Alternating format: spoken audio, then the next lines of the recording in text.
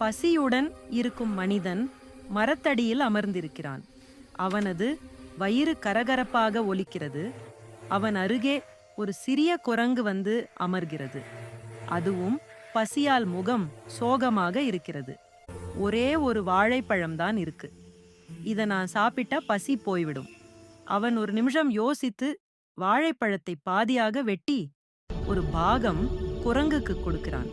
மெதுவாக பழம் எடுத்து சாப்பிடுகிறது. பிறகு மகிழ்ச்சியுடன் அவனை கட்டி அணைக்கிறது. மெதுவாக சிரிக்கிறான். பசி குறைந்தது போல இருக்கு.